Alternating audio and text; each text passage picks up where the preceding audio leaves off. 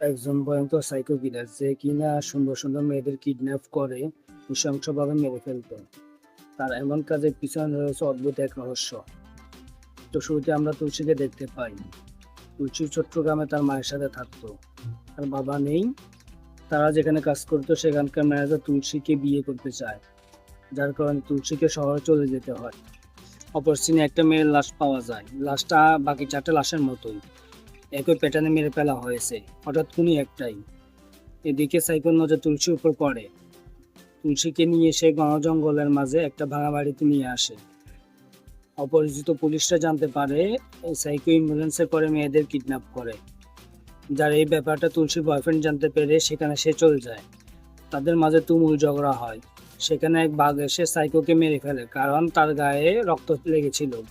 Movie শেষে দেখানো হয় এক জানোয়ার আরেক জানোয়ারকে মেরে ফেলে।